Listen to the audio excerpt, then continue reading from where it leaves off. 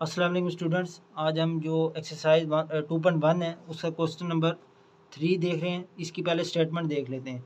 The speed of light is approximately 3 multiply by 10 की power 8 metres पर second. ये जो स्पीड गिवन है हमारे पास, इसको हमने क्या करना है, स्टैंडर्ड फॉर्म में लाना है। ये जो हमने इसका क्वेश्चन नंबर 2 की वीडियो है, क्वेश्चन नंबर 2 इसी एक्सरसाइज का, उसमें हमने यही सोल्यूशन की है कि हमारे पास एक नंबर साइंटिफिक नोटेशन में गिवन होता है, उसके हमने स्टैंडर्ड फॉर्म में लाना होता है। तो पहले हम ये नंबर लिख लेते हैं। ये क्या है, 3 की पावर 3 मल्टीप्लाई 10 की पावर 8, इसको हमने लाना है स्टैंडर्ड फॉर्म में।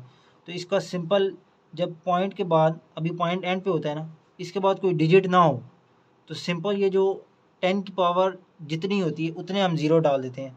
ये जो क्वेश्चन नंबर 2 है, ये एक पार्ट उसमें इस तरह का भी था।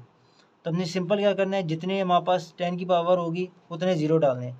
जब कब डालने हैं ये भी याद रखना है, जब पॉइंट के बाद, ये नंबर है ना, इस पॉइंट के बाद कोई डिजिट ना हो। अगर डिजिट होगा तो फिर उसका तरीका अलग होगा। तो सिंपल इसमें क्या हो जाएगा कि जितने पावर है उतने ज़ीरो हो जाएंगे। 1 2 3 4 5 6 7 8 7। अगर हमने इसका यूनिट लिखना है जो गिवन है मीटर पर सेकंड, वो हम लिख सकते हैं। तो ये इसकी सोल्यूशन हो जाएगी। 3 मल्टीप्लाई 10 की पावर 8 था, तो हमने सिंपल क्या किया है, क्योंकि पॉइंट के बाद कोई डिजिट नहीं था, सिर्फ सिंपल एक हमारे पास नंबर था, तो हमने उतने ज़ीरो डाल दिए। अब हम आ जाते हैं इसके क्वेश्चन नंबर 4 पे। उसकी स्टेटमेंट पहले देख लेते हैं। The circumference of earth at the equator is about 4007500 metres. Express this number in scientific notation. जब क्वेश्चन नंबर 3 से ऑपोजिट है, हमारे पास स्टैंडर्ड फॉर्म में नंबर गिवन है, उसको हमने क्या करना है, साइंटिफिक नोटेशन में लाना है। तो हम इसकी सोल्यूशन देख लेते हैं। ये हमारे पास एक नंबर, यही वाला नंबर है 4007500। अब इसका स्टैंडर्ड फॉर्म में जो पॉइंट होता है वो कहाँ पे होता है, एंड पे होता है।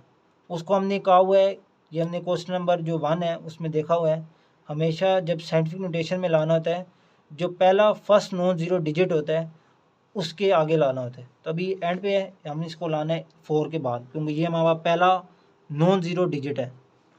अब ये पॉइंट यहाँ पे तो आ गया। अब हमने ये जो जितने नंबर बीच में आए हैं, डिजिट्स आए हैं, इसको हमने काउंट करना है। कितने हो जाएंगे, 1 2 3 4 5 6।